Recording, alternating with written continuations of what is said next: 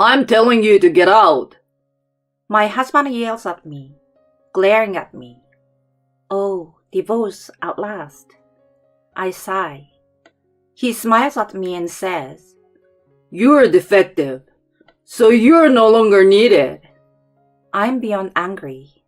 It's pathetic. Don't worry, there's a woman out there who will give birth to my baby. The ex-husband who left me and remarried the woman he cheated on me with. Look how miserable he turned out. My name is Annette. I'm a housewife. I'm 35 years old, and I'm trying to conceive. My husband Maurice, who is 2 years older than me, is a pharmacist at a pharmacy in our neighborhood.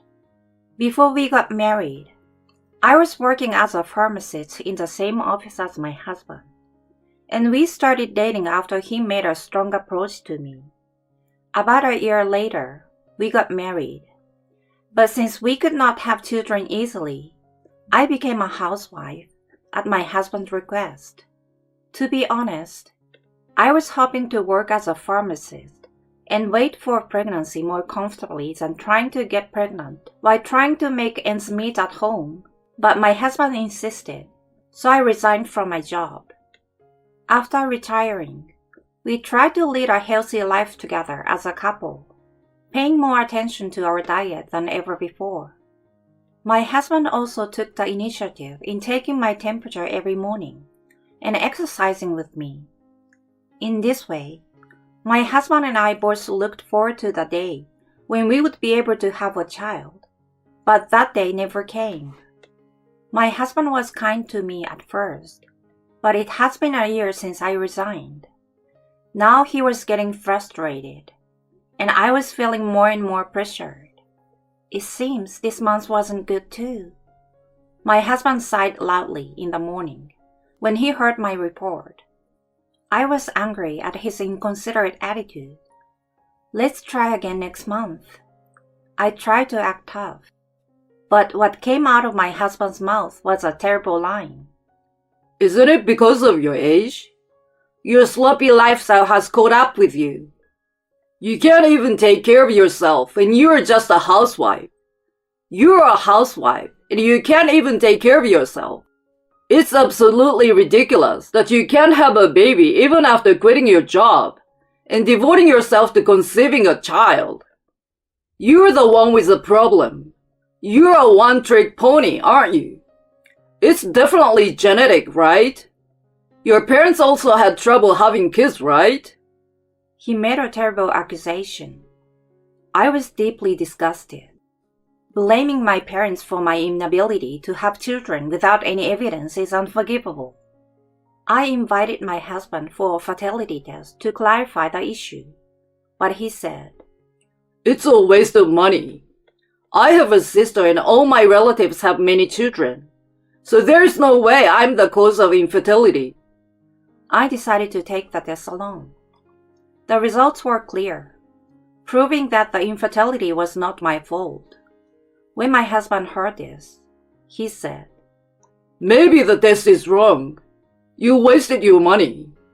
You're a woman who spends too much. If you move in with my parents, you could save money on rent and utilities, and you'd be able to do your chores easier and have kids sooner, right? To be honest, I don't like my in-laws, and I don't want to live with them. Whenever I visit my husband's parents, I'm treated like a servant, and I have to listen to them talk endlessly about their old boasts and hardships.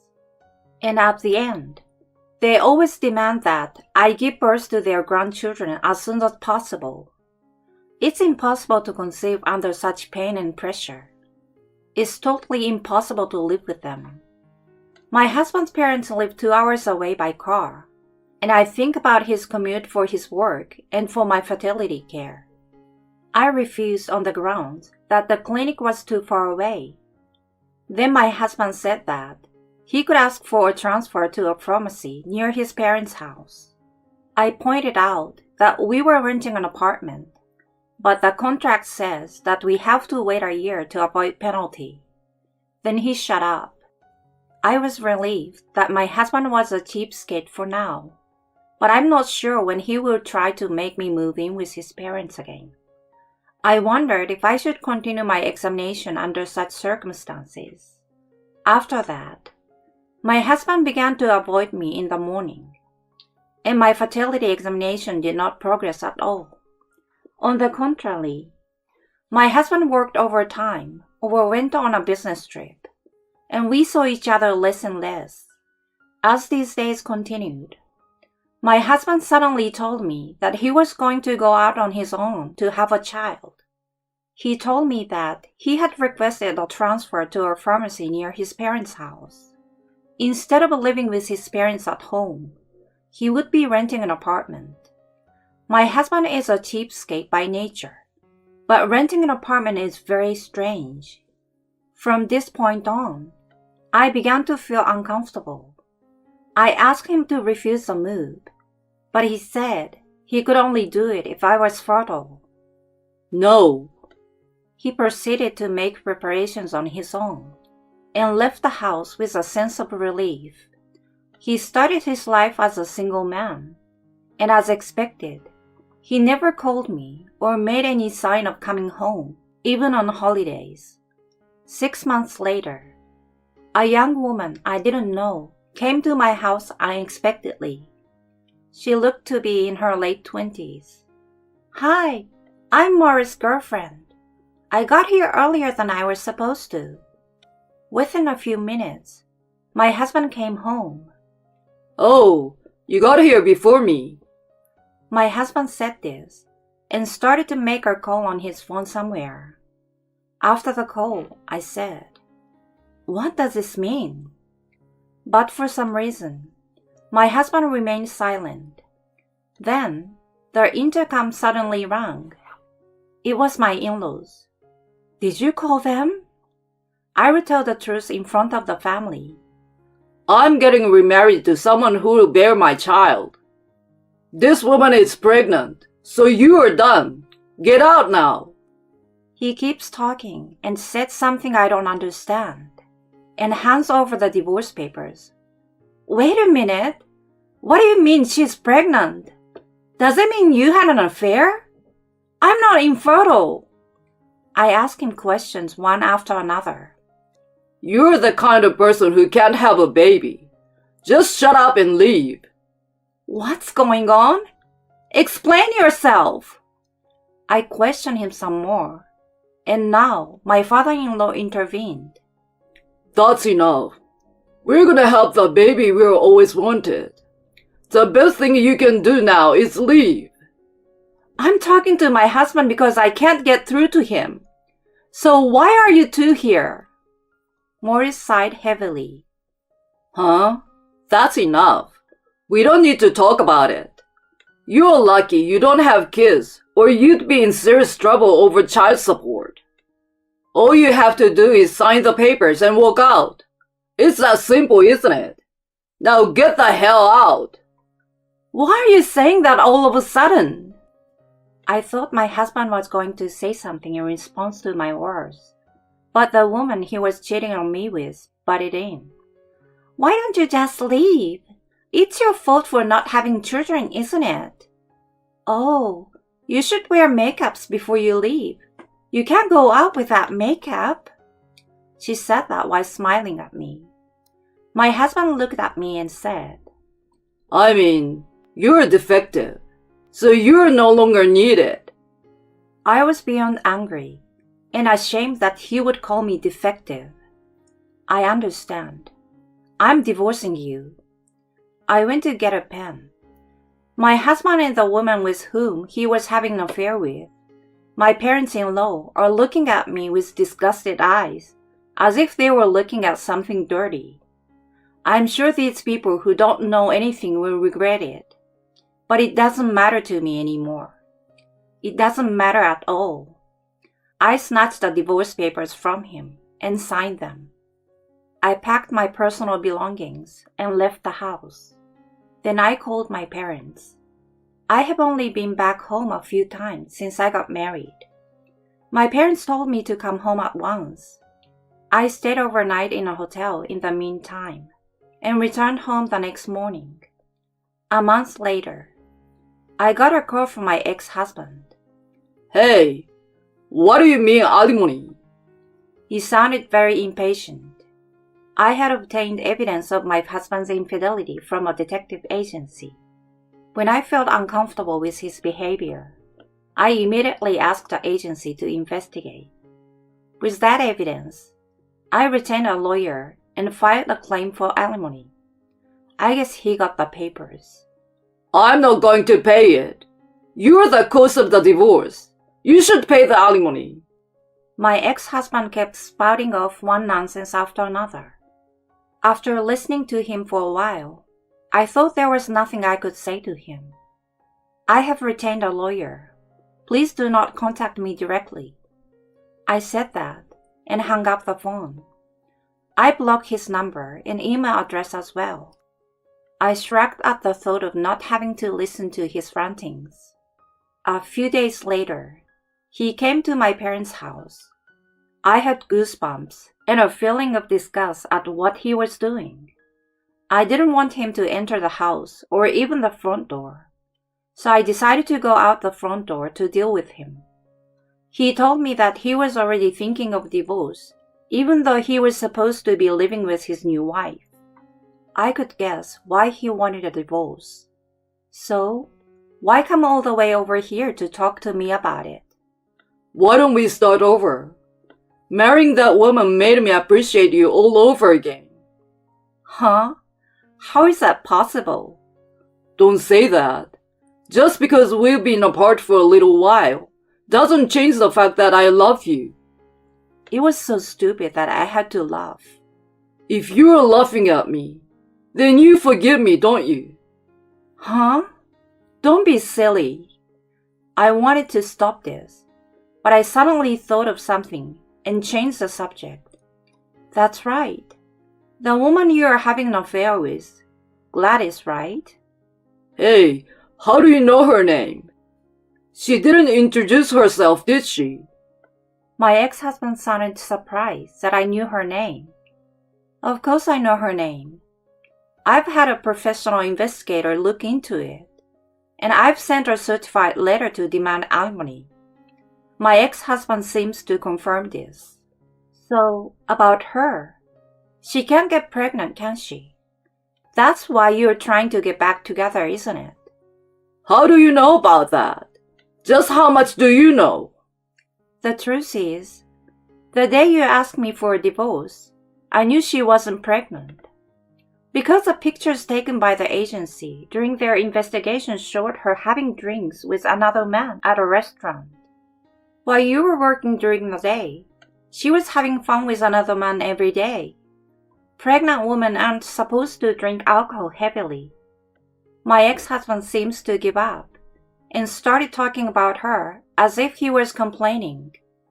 She has a bad habit of having a relationship with too many men, and she got a bad disease that makes it difficult for her to conceive naturally.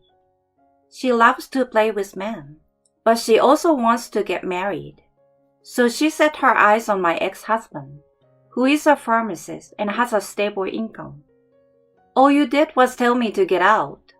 You didn't listen to me, so I did what you told me to do. If I had told you all that before we got divorced, you wouldn't be in this mess, huh? My ex-husband suddenly sounded depressed and victimized.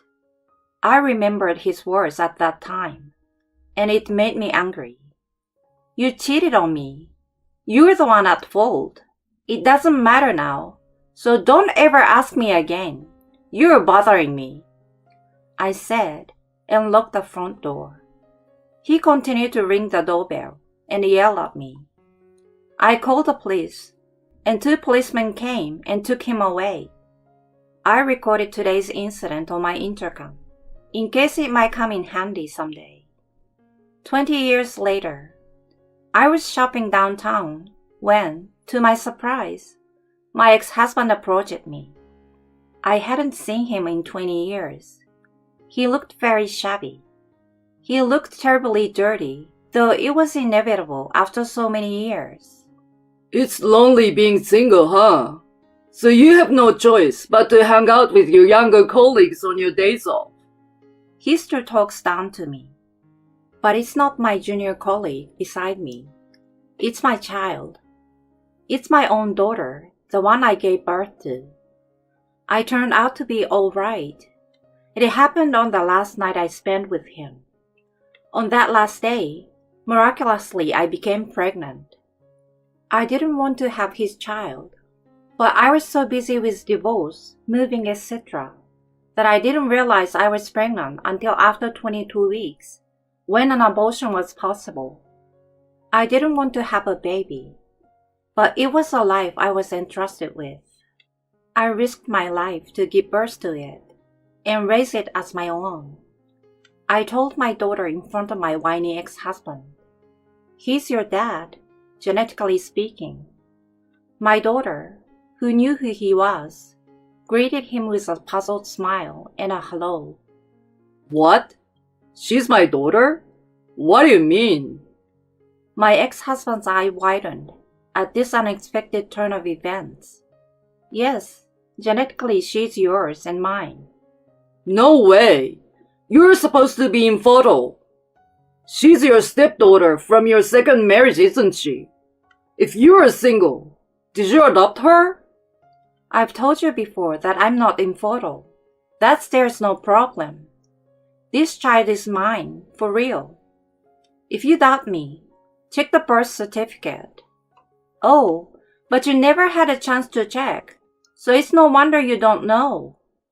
When I explained all this to him, he said, She sure looks like my mother. He nodded to himself while looking at his daughter. My ex-husband looked happy to see her grow up so honest and beautiful. He seems to have gotten carried away. Please let me walk down the aisle with you when you get married. But my daughter said, No way, you're not invited, and I don't know if I'm getting married.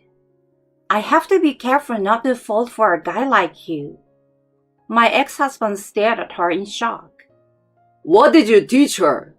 Did you teach her all kinds of nonsense? He yelled at me, which made the shoppers around us feel bad. My daughter reminded him to be quiet and said, No one told me anything about you. They told me that you divorced because you just didn't get along.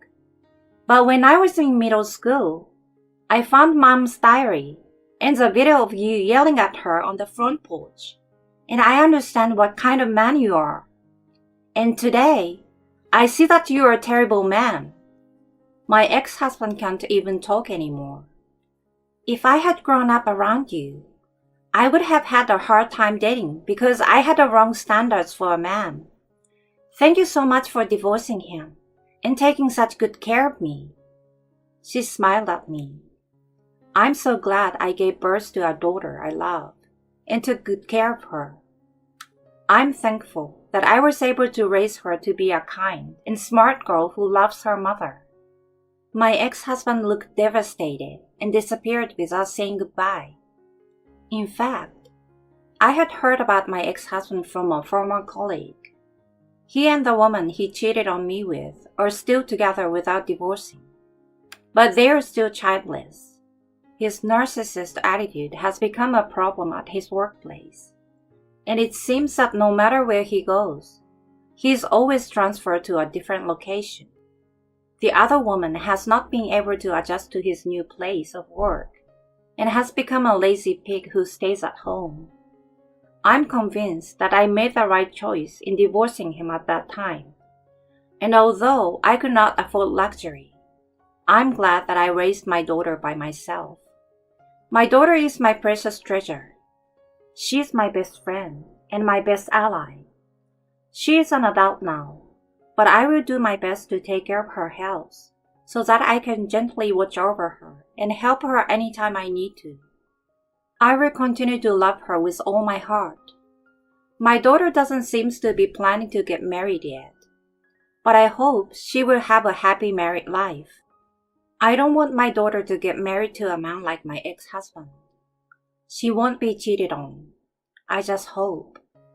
And if she ever suffers from infertility, I sincerely hope that she and her future spouse will work together to overcome it by supporting each other.